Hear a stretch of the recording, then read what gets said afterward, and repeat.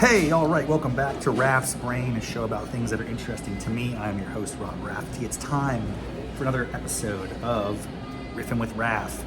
And my 5-time returning guest now, Grauben Lara. But I gotta tell you, Grauben, my niece, Mallory Moss, last time I was in West Virginia, I snagged an episode with her. So she was ahead of you briefly. Now you're tied again. Neck and neck, dude. Neck and neck. I don't know how we're gonna beat her. Well, listen, I'm so grateful for your time. We're gonna do a quick update. For those of you who are listening to the show, you know Grauben quite well. He's been really going full steam ahead on his efforts to create a YouTube channel to help promote economic education through fun, light, and engaging, informative video content. It's been very exciting to see that evolution. Started out with a Reason contest on vertical videos, transformed into a Foundation for Educational Economic Education fee video contest. We worked on that together. Anyway, you're making tons of progress and you're continuing to crank out content, which is exciting. Tell me about some of the recent productions, because you just put up a long form video over the weekend. Yeah, so like the last one I just put out was about FedEx, and that was interesting because at first the focus was on FedEx and that whole story, but then I feel like it eventually turned more into a story about innovation and government regulation, and FedEx was just a part of it. So I think it helped me like think about how I can frame that in different ways. So I think just talking about FedEx sounds kind of boring. So I made that, and then the one before that, I tried something else that was different. It was like the top 5 economic principles that shape our world, something like that. Again, just trying something different to see like what hits and what makes sense, and seeing what else I could potentially make in the future. Do you like how you gravitating towards one particular style, or like how do you feel about these recent efforts in your own sense of it? I don't know. The last one I just made about FedEx was interesting because I feel like that one had a more dramatic tone to it, but it was fun to kind of like think about the story behind it and tell a story about like government and regulation like that in that way. So I kind of liked that, even though it was like very different from like the other 2 videos that I made. So maybe it's that. I don't know if I do so well with like when I did like the list of top 5 principles. That one was interesting to make, but I don't know if it's me. Now, where did you get those 5 principles from? Did you like do some research on that, or you have your own sense of it, or like what's your? Yeah, so I had like a couple that I like listed out. Yes. And then I asked ChatGPT to kind of help me, like see what people feedback. Are like. ChatGPT is a crazy good resource. So I used that and kind of combined like both, like kind of what I was thinking, like things that I know, and like what like ChatGPT said. Yeah. To kind of crank out a list. Now, how do you think about views as a metric that matters to you in terms of what you might do in the future, or are you just going to kind of do the things you like, and views are nice, but it's not going to dictate your approach? I definitely obsessed about like over views for like the first week and a half. Yeah. Especially because that very first video we posted about Kleenex, it went off, man. It did great. It has like 500 views. I mean, listen to that. Think about that for a second. You made something, and you were able, for no cost, to distribute it to the world, and 500 people have seen it at least. It's really weird to think about. It's actually kind of fascinating. I mean, it wasn't before that YouTube existed that this was not possible. It's simply not possible. So it's remarkable. We're just scratching the surface. It's extraordinary. Yeah, because I made that when it hit 500. So in my head, I think I was like, oh, maybe my standard is like 500. Maybe the next one I can break 1,000. Well, you did a shorter one that got it's gotten thousands. Oh, the YouTube Shorts, yeah, those are easier to make. Right now, YouTube is promoting Shorts. I've noticed. I think they really want that content because they're kind of competing with TikTok. They're almost thinking of themselves as a substitute for TikTok. So, how's this going to change your style? Do you want to make specific short? What is, by the way, is a short a minute or less? I don't even know what it is. I think it's 60 seconds. I think it's 60 seconds or less. Yeah. Because if I upload a 60-second or less video, it automatically goes into my Shorts folder. Yeah, I think that's right. Yeah, so I do want to make some of that stuff too, and like experiment with what that looks like. But as far as like view count, it is easier to get a lot more views on Shorts. So it's a shorter time commitment, for an audience that's always thinking about fast-paced. But yeah, I definitely cared a bit about views. Yeah. Until I realized that the second video got about 100, and I was like, why do views actually matter right now? As long as people are kind of listening to what I'm saying. Yeah. And especially now, kind of like I told you, given that I don't have a huge audience, I think right now is a good time for me to kind of just practice both the storytelling, the shooting itself, how I'm presenting myself, and things like that. It's awesome to see you at this early stage of development, just taking risks, figuring it out, not worried so much about haters or negative comments. Have you had any any feedback that's been, how do you handle that? Positive or negative? Have you had any negative yet? No, not really. I had one comment on a short, and the comment was just my left ear. So I assumed it was like an audio thing that like went wrong. Like this guy's probably wearing like headphones or something. But that was the only like negative comment I've received. So I haven't like taken it to heart or anything. It's just Yeah, like, I would okay. say the more you can insulate yourself from that, don't stress, man. Don't worry about it. One thing that I was thinking about too, regarding like a small view count, is I think it's interesting for like new channels. Because I think it's like the most difficult for like a new channel to get views, right? And I think that's obvious. But also it's like, what kind of person watches a video that has like sub 100 views? Yeah. Like for example, me, if I saw a video on my feed that had like less than 1,000 views, I wouldn't even click on it. Interesting. Even though it's like a video I might be interested in. So What about the titling? Have you figured anything out there yet? All caps. I mean, like, you get to make it kind of sensational, but or interesting. Like people need to click on it. How have you thought about that in your titles? I've tried to like sensationalize it a little bit, but also I've tried to like deliver it in the video without. Be careful, because if you like give them a false expectation, and you don't deliver, then they might not come back. This guy's just a clickbait. Yeah, exactly. I don't want it to be clickbait, so I try to like almost deliver in like the first like minute or so, or maybe even like the first 30 seconds first or so. 5 seconds. Yeah. It's crazy. Like the short attention. I just zoom through stuff, and if it doesn't grab me quickly, I'm out. Right. The attention span is so short.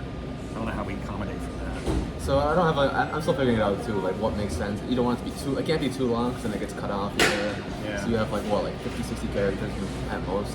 So like say something interesting, and how does it connect to like the thumbnail too? Thumbnails. Talk about thumbnails, because you have some good ones, man. I have some okay one. It's also like figuring that out, because I mean, I'll do like the video, then I'll like just do a couple of like quick like little like random poses after the video to like have some faces, something to like draw on. And I try to think about how it relates to like the title that I give it. Yeah.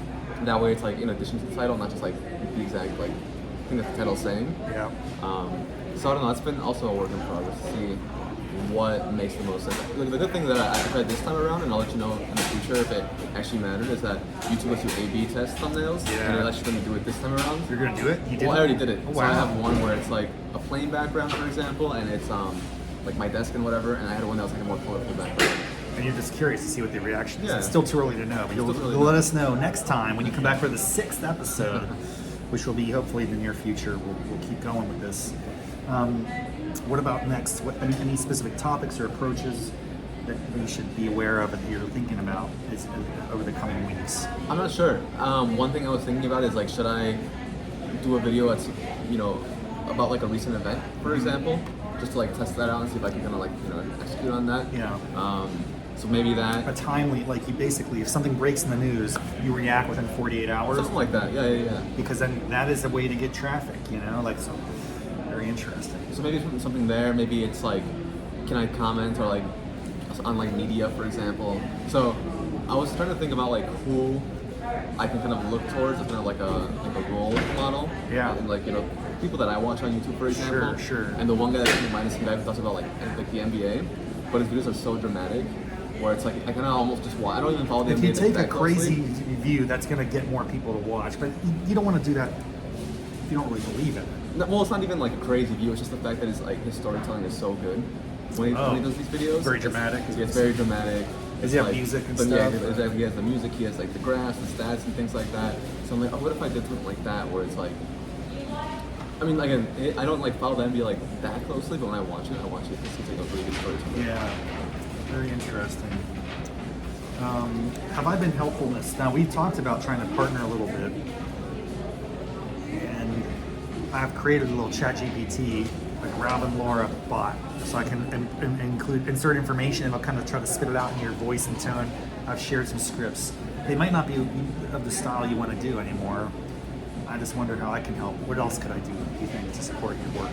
I think what I want to like get better at, and I think you can help me because you've done like you have like what your MFA now, right? Yeah, that's right. I'm an established master. I'm a master. You're a master of fine arts. It's just the script writing. Like I want to get really good at telling like a really good story. Yeah, it's hard, And I think I need to work on that. Okay. So I think ChatGPT is like a good start to kind of like outline it, But you we need still to need to kind of like go in and like edit that. And, like, Hooks are essential. Conflict is essential.